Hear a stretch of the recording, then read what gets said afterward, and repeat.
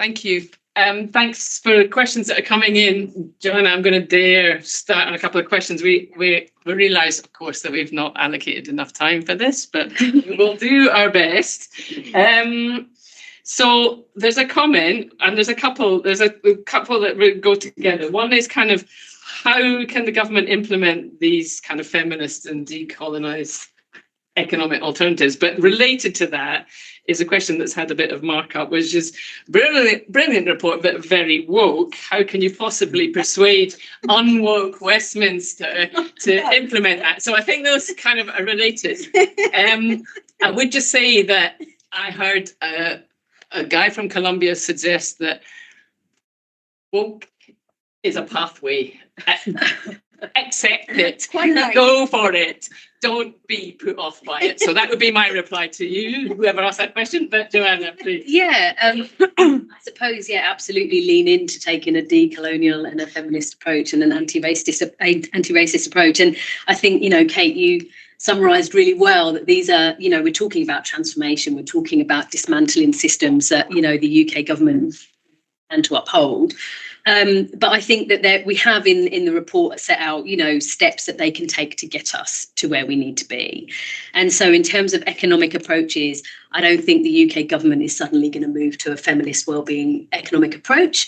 But I think, we can talk to them about, the importance of gender responsive public services in, creating more opportunities for women and promoting gender equality. We can talk to them about fairer taxation policies, and with the Labour, hopefully with a different government potentially coming in, we can have that conversation with them too. We can talk to them about debt relief and cancellation with all so these are things that we can do to get us to where we need to be. I think it's really important to kind of look and your question, Francis, about what's the most important part of the report, what stood out. And for me, it's our economic approach. And I feel like we've got to a really perverse situation where we've forgotten what the economy is for. And, we need to use the economy to benefit society, to benefit us in terms of our well-being. And yet at the moment, we take an approach where economic growth is a kind of end in itself. And I think it's really important that we start having that conversation. It's not going to happen overnight, but it's really important that we start that. Okay, there's and Kate and Aoife, please feel free to join in. There's a couple of questions about curriculum, and I don't know who's best placed to answer that. One is about sorry, because they keep jumping around because they get voted up. So I realised that was a problem before. One is about, should we be teaching, or why aren't we teaching more conflict resolution in schools already? And one more about how can we recognise the role of Indigenous communities in the way the curriculum works, which I think is a little bit of a question about what you were saying, Julia, about how we have to change our mindset about it. I don't know.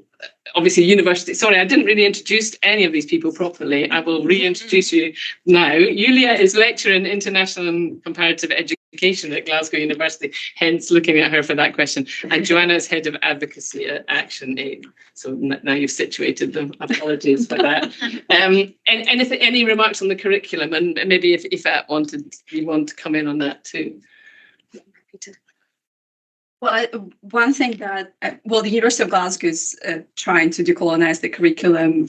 Some of it is successful, some of it is not. But I think it should start with school curriculum. And I think the problem here is that we expect too much from schools, and we create metrics for schools that are not compatible with the curriculum that we want. So we want conflict resolution, we want peace building, we want civic values, we want all of these great things, but they're not compatible with the standardized testing and particular things that we sort of expect teachers to ensure. I think Scotland is doing comparatively better than England in this regard.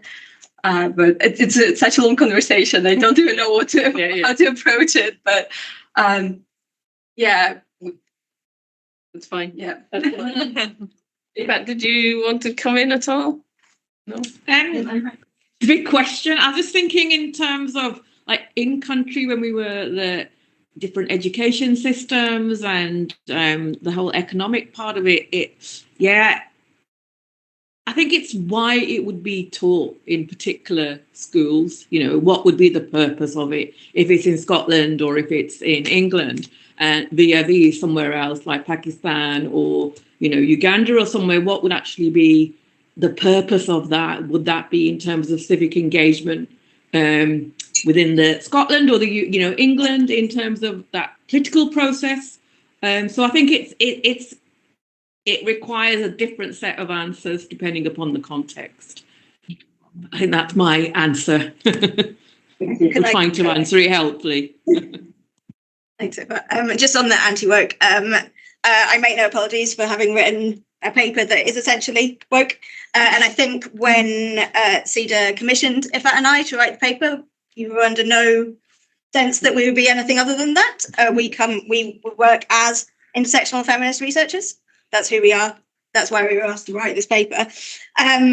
But what I hope can happen with the paper is because there's quite a lot in it, and hopefully we've parceled it into these different pathways, into these different ideas that different people can take different bits out of it that's meaningful to them in their sector or to their target audience. It doesn't naturally, in my opinion, translate directly into an advocacy document.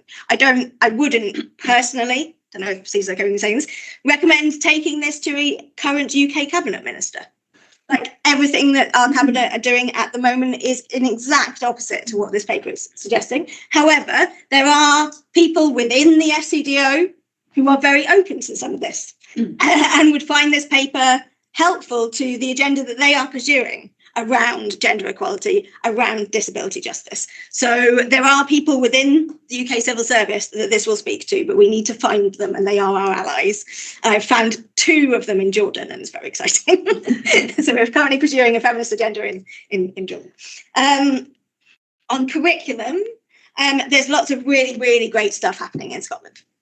So the anti-racist educator, but there's also this government are taking up and working with anti-racist activists on curricular issues. It's really great. There's a little box in the report on this. It's excellent. What I would say is that global education, so education in international development, isn't touched by this conversation at all. So you have curriculums around the world. We had someone talk about the curriculum in Sri Lanka, where there's nothing about local communities, Indigenous communities in their curriculum. So I think it's also about thinking, like, when we're doing education international development, what does this mean? What does this mean here? And what can we learn anything from the anti-racist activists in Scotland? What can we learn from the anti-racist activists in Sri Lanka? And what does that mean for education? It actually struck me as one of the areas where there's some of the biggest in international development, global sustainable development, where there's some of the biggest problems. Can I step in there as well? Can I, Francis? Well, you're very, very quick because we need to wind up. Yeah, I think people did share about the skill sharing side of it from that, and how people can come together, particularly around education. And there is work happening in Scotland in the Building Literacy Programme, which is an anti-racist learning programme for teachers across Scotland. But I appreciate it's very Scotland specific. So, there is work happening here in terms of education. That was it. Thank you. I'm afraid I'm going to move on. I'm going to thank Kate, Ifat, Yanko. Thank you, Joe. We've got just one hand up. One hand up. Okay. All right. You guys are terrible. Okay, go for it. I've been hearing a lot about education curriculum. What is being done to educate the local community? Because it's one thing for teachers to invest a lot of money and a lot of time educating and put a lot of investment within the school itself, and then you go home and it's a totally different situation. What is being done to educate the local community? In Scotland or? In Scotland, yeah. Can we park that?